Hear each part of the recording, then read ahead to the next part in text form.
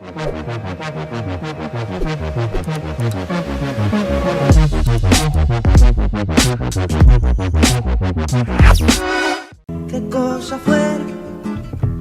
cosa fuera la masa sin cantera, un amasijo hecho de cuerdas y tendones, un revoltijo de carne con madera, un instrumento sin mejores resplandores que lucecitas montadas para escena. Qué cosa fuera, corazón, qué cosa fuera, qué cosa fuera la masa sin cantera, un testaferro del traidor de los aplausos, un servidor de pasado en copa nueva, un eternizador de dioses del ocaso, júbilo hervido con trapo y lentejuela. Estamos en contacto con mi hijo, el doctor de biología, Santiago Miguel Benítez Vieira, investigador del CONICET y quien se ha dedicado últimamente a escribir una serie de notas sobre la marcha del COVID-19. He visto varias notas tuyas, como una dice las rutas del COVID-19, cómo se modela el avance de la epidemia, bueno, quiénes quedan fuera de los modelos y las excusas científicas para no hacer los testeos a los asintomáticos. Y este es un tema que incluso acá en Diamante se ha planteado y se ha discutido, si hay que hacer o no los testeos, y por qué hay que hacerlos o por qué no hay que hacerlos. Así que bueno, te escuchamos. Contanos cómo ven ustedes este tema. Bueno, hola, gracias por la invitación. De los testeos asintomáticos específicamente, ahí hay toda una discusión. Básicamente el gobierno nacional tiene una directiva que es principalmente aplicada por Provincia de Buenos Aires, en la cual interpretaron de que no es posible hacerle test de PCR, que es el más preciso, por real-time PCR, a nadie hasta el tercer día después de la aparición de los síntomas. Eso se basó en una interpretación bastante errónea de un trabajo que ahora está publicado. Cuando ellos se basaron en eso ni siquiera estaba publicado, en el cual dice que la mayor carga viral está en ese día, en el tercer día. Sin embargo, ese trabajo tiene una metodología bastante dudosa y los trabajos anteriores muestran que la carga viral es máxima el mismo día que comienzan los síntomas, desde 3 días antes y hasta 3 días después. Entonces es una discusión que parece trivial porque son unas pocas horas de diferencia, por decirlo así, 48 horas, pero se sabe que la mitad de los contagios ocurren, casi la mitad de los contagios ocurren por personas presintomáticas, es decir, antes de que la persona tenga fiebre o tenga cualquier síntoma o falta de sentido del olfato o cualquier cosa, ya puede estar contagiando. Y bueno, si uno no tiene ninguna manera de detectarlos y de aislarlos, obviamente la epidemia sigue funcionando. De hecho, si uno, por decir así, deja sueltos a las personas asintomáticas, o presintomáticas mejor dicho, la epidemia perfectamente puede seguir funcionando, puede seguir habiendo contagios y nunca vamos a poder detectarlos. Ese es el problema. Las rutas del COVID-19, ese es un tema que yo el otro día te decía, ¿por qué Concordia, que es una ciudad de 160.000 habitantes aproximadamente, tiene menos contagiados que Diamante, que somos 18.000, 20.000 habitantes? Vos me decías que no hay una relación directa entre la cantidad de habitantes y la capacidad de contagio que tiene el virus. No hay. Hay una relación cuando estamos hablando de lugares con una densidad de población brutal. Ahí sí puedo decirte que es mucho más rápido respecto a otro, digamos como sucedió en la Villa 31, donde la gente vive hacinada directamente, pero si comparamos 2 ciudades de Entre Ríos no hay mucha diferencia. ¿Por qué? Porque el virus en una fase de crecimiento exponencial básicamente no tiene techo, digamos. Si vos tenés, aunque sean 10 contagios en una ciudad de 20.000 habitantes, el techo todavía está muy alto.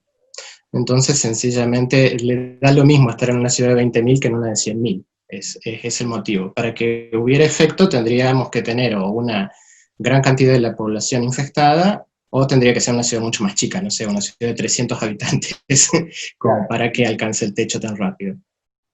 Y cuando se habla de modelo, ¿cómo interpretamos esto? El modelo que hemos adoptado es el famoso modelo de la curva. Sí, a ver, los modelos, eso es muy interesante, porque todos los modelos son simplificaciones de la realidad, ¿no? Hay una frase de un estadístico famoso, creo que es de Cox, que dice que todos los modelos son malos, y la pregunta es si son útiles, ¿no? Porque son todas simplificaciones de la realidad. Los modelos, básicamente, la curva es una expresión particular de un modelo que es el modelo de crecimiento exponencial, y ese modelo, a su vez, el que está siendo más monitoreado, porque es de ese se saca el parámetro del tiempo de duplicación, que es cada cuántos días se duplica el número de casos, y el parámetro R, que es la tasa de crecimiento, que significa de una persona infectada en promedio a cuántas personas infecta. Digamos, la versión popular de ese modelo que nosotros vemos es la curva, tiene una carga matemática atrás, ¿no? La curvita esa de que aumentan los casos exponencialmente. Ese modelo, a su vez, es un modelo que depende principalmente de la densidad, o sea, no considera muchos factores de la población, no considera las heterogeneidades, y eso hace que sea una simplificación a veces demasiado gruesa para lo que queremos ver, ¿no? Es lo que se llama el engaño de los promedios. Uno puede decir de que el tiempo de duplicación es tal número, pero en el pueblo del lado, en el barrio del lado, el tiempo de duplicación es diferente. Pero si uno ve el tiempo de duplicación de toda la provincia o de todo el país, no tiene sentido, porque en realidad están ocultando un montón de cosas. Tengo un gato al lado, perdón. Es decir, que las realidades de la provincia de Buenos Aires, de la ciudad autónoma, de Córdoba y de Entre Ríos, no son las mismas, y obviamente el virus se comporta de distintas maneras. Totalmente. Y en Córdoba, Sí, a ver, sí. En Córdoba, la experiencia que han tenido ustedes allí, ¿cómo ven? ¿Qué resultados ha dado? Y en Córdoba ha tenido ventajas respecto, yo conozco más de los protocolos de Ciudad de Buenos Aires y de Provincia de Buenos Aires. En Córdoba la gran diferencia es que se hace un testeo más amplio a asintomáticos, se hacen también operativos parecidos al detectar, bueno, sí, hay una inversión en test, la relación entre los casos y los test es mucho más baja en Córdoba, es decir, por cada caso que se detecta es porque se han hecho muchos test realmente, y eso ha tenido relativamente buenos resultados. Digamos, de vez en cuando aparecen focos que no pueden ser controlados, y de todas maneras también Córdoba no es una isla, a pesar de todo lo que nos dicen. Por ejemplo, en estos momentos están aumentando los casos y uno ve el patrón geográfico y están siguiendo la ruta 9. Están viniendo de Buenos Aires y de Rosario, de alguna manera, más algunos bolsones particulares en algunos pueblos del interior y en la capital. Cuando se detecta un caso en determinados barrios, ¿es cierto que se cierra tal y tanto el barrio? Sí. Sí, a veces, sí, a ver, depende del barrio el nivel de represión que puede ser necesario es el nivel de represión que aplica el gobierno, pero bueno, la verdad es que sí se cierra. Qué sé yo, en los barrios populares hubo al principio, creo que en abril, hubo unos brotes importantes en el barrio Ciudad de Mis Sueños, si no me equivoco, y ahí hubo un operativo policial bastante importante que dejaron a la gente aislada, bastante represivo. Después de eso se ha moderado un poco y los barrios que han sido afectados han sido más céntricos, y bueno, de todas maneras hay cordones, no se puede entrar ni salir, y se aísla el barrio durante varios días. Sí, da la impresión de que la salud de los argentinos hoy está en manos de las fuerzas de seguridad. Sí, eso es un gran problema, Sí, eso, a ver, es una discusión. A ver, las medidas de distanciamiento social son absolutamente indispensables y pueden tomar distintas formas, entre las cuales se incluye la cuarentena, por supuesto.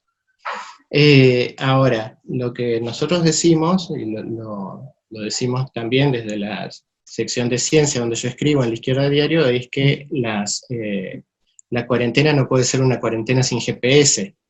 Es decir, no es una solución a largo plazo, lo único que hace es aplazar. Y está bien, en cierto sentido es necesario aplazar, porque eso evita de que todo el sistema sanitario se colapse en un solo mes, pero por otro lado, el aplazamiento no quiere decir que la epidemia se detenga. O sea, puede llegar a convertir esto en una situación crónica en la cual vamos a vivir todo el tiempo en situaciones de apertura, cierre, hasta que se descubra la vacuna, hasta que se termine de hacer la vacuna, que puede ser ahora o puede ser el año que viene. Sí, entonces, ese es el... Sí. ¿Qué? Marzo del 21, dicen algunos. Pero es una fecha nada más. Claro, el problema entonces es no complementar la cuarentena con medidas básicas. La medida básica y que ha sido probada en varios países es testeo, rastreo y aislamiento. Incluso el rastreo es lo principal, es decir, hay países con poca capacidad económica que se han concentrado en un rastreo a nivel masivo. La capacidad de testeo ha demorado mucho en el país en llegar al nivel que tiene ahora, siendo de que los laboratorios capaces de procesar muestras estaban disponibles desde antes, pero se activaron tarde. Sí. Entonces, en este momento ya tenemos, sobre todo en el área metropolitana, una enorme cantidad de casos que rápidamente está saturando la capacidad instalada. Cuando decís quiénes quedan fuera de los modelos, del modelo, claro. Este modelo fue hecho para determinado sector social, es decir, clase media hacia arriba, y no se tuvo en cuenta algunas concentraciones urbanas, por ejemplo, donde las necesidades básicas están insatisfechas. Totalmente. Ese es el modelo matemático básico, que es el SEIR, de infectados, expuestos, y los que son retirados, que pueden ser retirados porque quedan inmunes o porque mueren, que es el nombre verdadero del modelo que se aplica, en realidad asume que el único factor importante en la sociedad humana es su densidad, digamos. Es como que si los seres humanos fueran pelotitas que interactúan entre sí, se van golpeando, ¿sí? Como un bolillero de la lotería. Es una simplificación, por supuesto, pero el problema de esto es que está ignorando precisamente que nos tira un gran promedio y tenemos cosas totalmente distintas. A ver, no es solamente la situación de los barrios vulnerables, que ya por el solo hecho de no tener acceso a agua potable no pueden tener niveles básicos de higiene. También tenemos el problema de todos los lugares con población encerrada, por decirlo así, que pueden ser no solo las cárceles, sino también pensemos en los geriátricos, que encima es población vulnerable.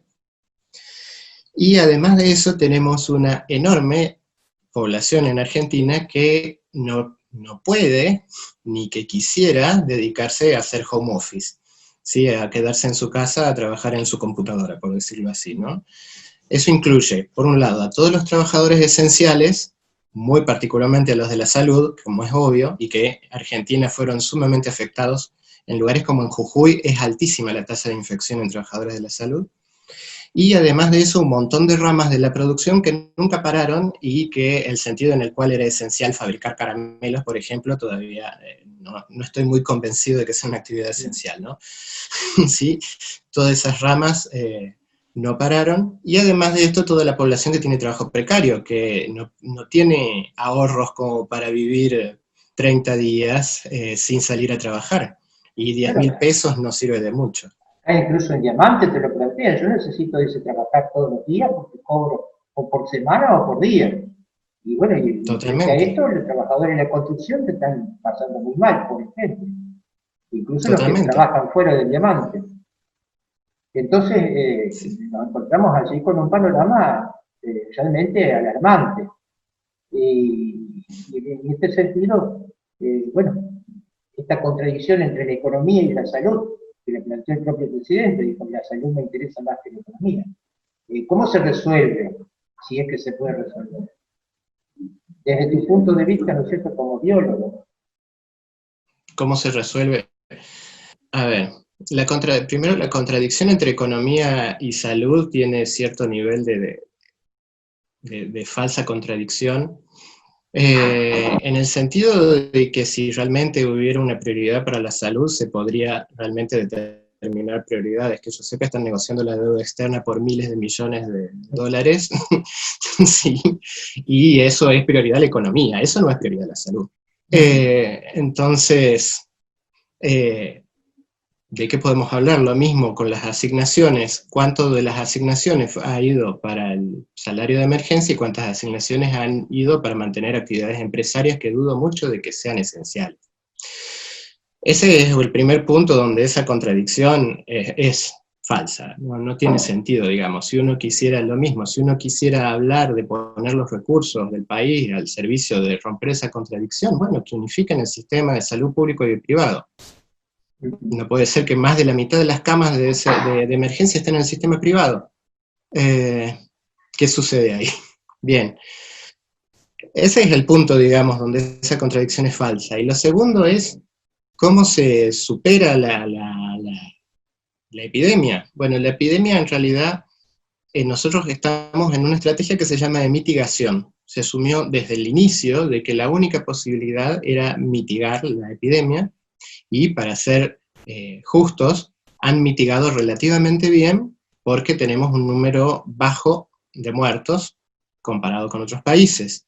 Es decir, ese aspecto está bien, el problema es que con la mitigación no se soluciona. O sea, la mitigación podemos seguir mitigando todo el tiempo, tenemos que esperar que pase el invierno, y así sucesivamente terminamos teniendo una cronicidad en la aparición de la enfermedad que va apareciendo en bolsones que uno no sabe cómo aparecieron, ¿no? Es decir, ahora hay contagiados mineros en la Puna, y vos decís, ¿cómo pudo llegar a suceder eso? Pero hay toda una ciudad entera en la Puna donde viven estos mineros y que está en condiciones aisladas y con contagios. Entonces vamos a tener, con mitigación tenemos esos brotes que surgen y la epidemia puede continuar muchísimo tiempo, incluso aunque los parámetros que se están controlando, que son el tiempo de duplicación y el parámetro R, bajen. ¿Por qué? Porque bajan en un lado y aumentan en otro, porque el parámetro que se ve es un promedio, pero no es lo mismo lo que sucede en Jujuy o lo que sucede en un barrio del conurbano bonaerense, con lo que sucede, no sé, en el interior de Entre Ríos o de Córdoba, ¿no? Son situaciones diferentes donde hay diferentes condiciones socioeconómicas y donde también hay diferentes rutas de infección que llevan hasta esos lugares el virus. Adelante. Sí.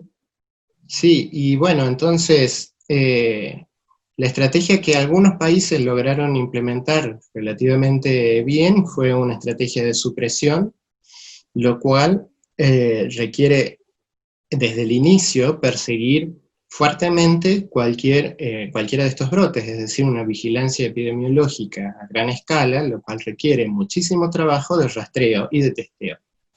Eso es las opciones que hicieron algunos países, con resultados más o menos buenos.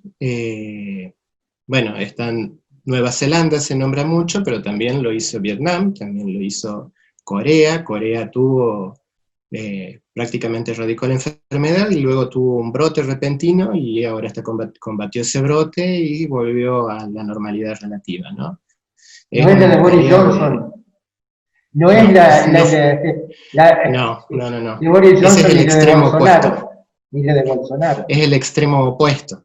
Uh-huh. Sí. Este es la vigilancia constante y la inversión, que por pequeño que sea el brote, hay que descubrirle todos los contactos, rastrearlos, aislarlos, testearlos y seguir. Lo que permite el testeo es otra cosa que no se nombra, que es que una vez que uno identifica un contacto de una persona enferma que a su vez está enferma, puede hacer una segunda ronda. Es decir, y así sucesivamente, porque si no tenemos que esperar que todo el mundo se enferme para saber dónde están. Claro, parece Bien. que esa fuera la estrategia de lo que te nombré recién, ¿no es cierto? Que en Brasil ha sido tremendo, Sí, es tremendo, ¿no? la estrategia de Bolsonaro y de Boris Johnson al inicio, de Boris Johnson tenía esa estrategia hasta que él se enfermó y, Bolsonaro también, cambió de opinión. y creo que Sí, dos veces, sí, sí, dos sí, veces, ¿no? sí. Ahora, ¿qué responde esto? ¿Tiene algo que ver, ¿no?, con una visión de política?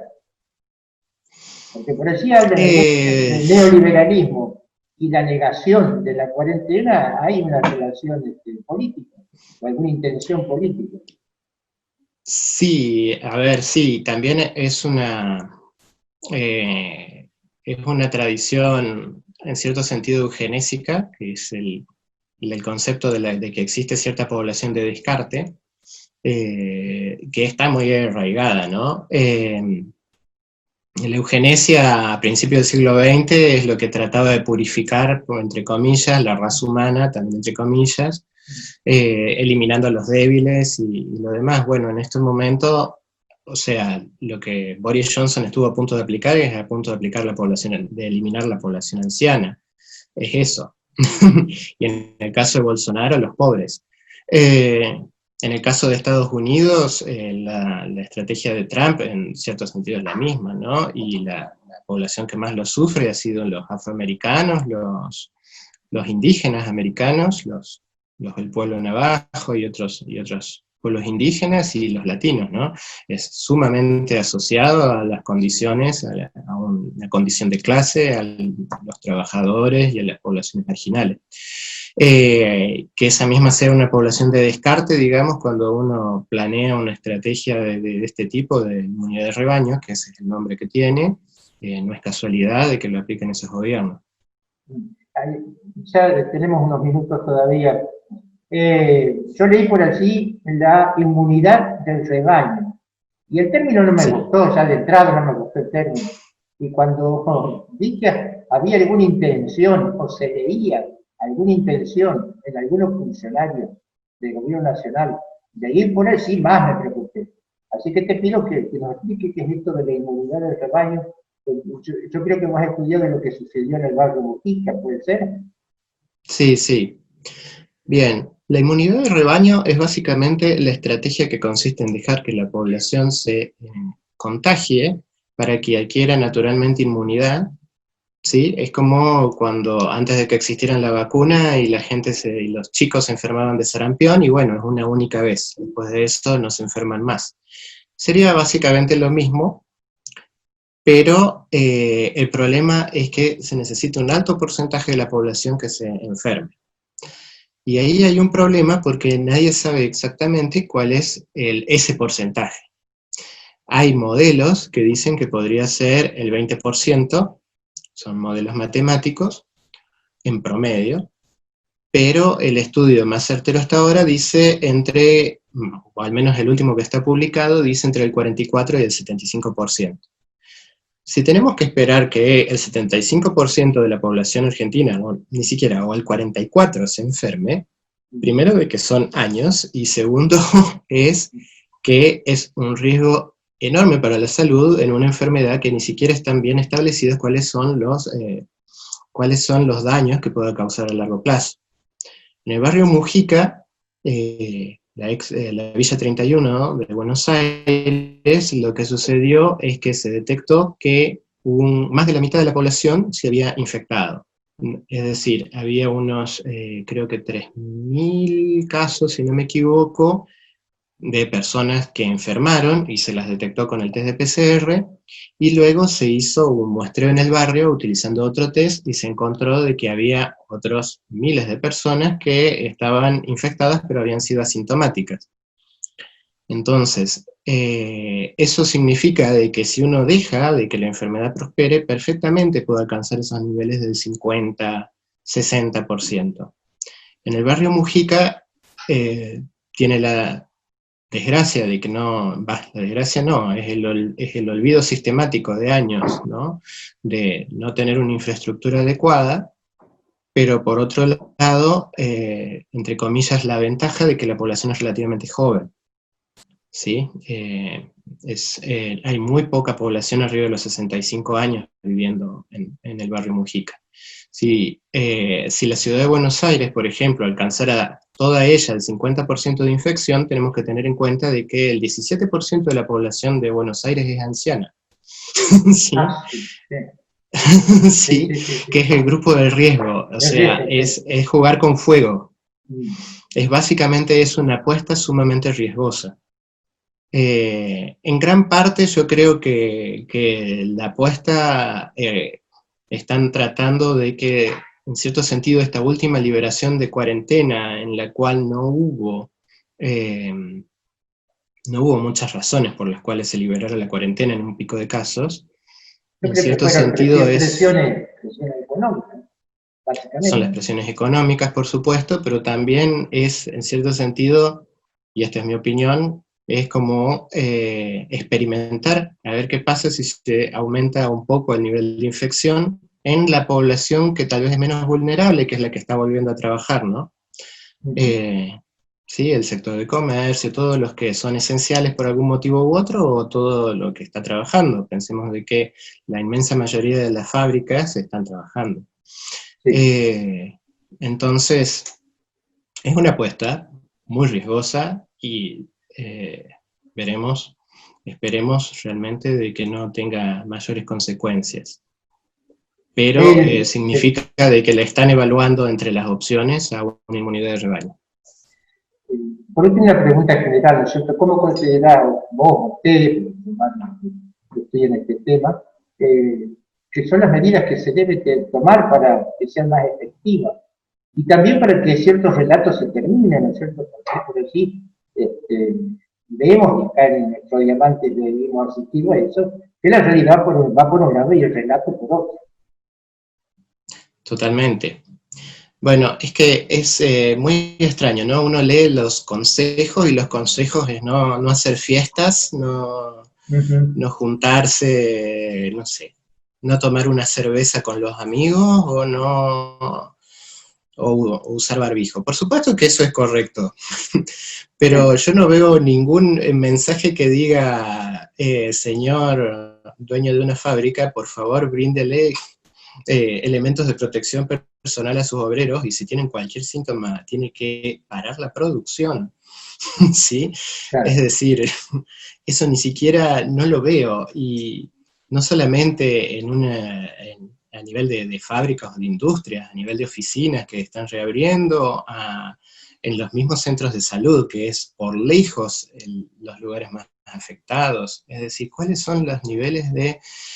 ¿cuáles son los consejos para esa gente? Parece que todo el mundo viviéramos tomando cerveza y juntando con los amigos y nos mandan la recomendación de dejar de hacer eso y se olvidan todo el resto de las actividades. Es decir, ahí hay como un interés bastante sesgado, o no sé realmente hacia quién están dirigidas las campañas, porque como decías, ¿qué están haciendo los obreros de la construcción que en estos momentos no están trabajando? El problema no es que estén haciendo fiestas, no deberían hacerlo por otro lado, pero es un problema mucho más grave. ¿Cuáles son las condiciones que se les da para hacer su cuarentena? Es decir, ¿acaso tienen un salario de cuarentena más allá de los míseros 10.000 pesos que no los pudo cobrar todo el mundo? Que les permita estar realmente en sus casas cómodamente, cuidando a sus adultos mayores si tienen. Es un doble, en cierto sentido parece que mandaran mensajes a, no sé, a ciertas capas de la población, que justo la que no necesita, justo la que menos riesgo tiene. Sí. Bueno, Santi, te agradecemos tu tiempo. Bueno, vos estás trabajando en tu casa, ¿no es cierto? Sí, sí. Vas al CONICET. No estoy yendo, yo vivo fuera de la ciudad y tampoco hay transporte. Hay paro de transporte el transporte interurbano paró hace 100 días. Hace 100 días que están de paro. Una anécdota. Sí. Una anécdota. Ni que quisiera iría. Sí. Una anécdota personal, ¿no es cierto? Que me contaste que vos estabas en la Patagonia, creo, en el medio de la nada. Y cuando volviste a la civilización te encontraste con que el país había cambiado. ¿Cómo fue? Totalmente. Sí, yo estaba en Bariloche. y volví la semana, justo unos días antes de que se declarara la cuarentena. Ya volver en el aeropuerto era medio era surrealista las escenas. Pero... Vos no sabías nada. Vos no sabías nada que había pasado. Sí seguía, pero no sabía, pero no las estaba siguiendo tan atentamente las noticias, estaba de vacaciones. Sí. ¿No anda la Blackie por ahí? No, se ha ido. Está está delante del fuego. Porque capaz que me sintió la voz y se acercó. Sí. Gracias, Santi. Saludos para todos. Bueno, gracias. Nos vemos entonces. Hasta luego. Qué cosa fuera la masa sin cantera, un amasijo hecho de cuerdas y tendones, un revoltijo de carne con madera, un instrumento sin mejores resplandores que lucecitas montadas para escena. Qué cosa fuera, corazón, qué cosa fuera la masa sin cantera, un testaferro del traidor de los aplausos, un servidor de pasado en copa nueva, un eternizador de dioses del ocaso, júbilo hervido con trapo y lentejuela.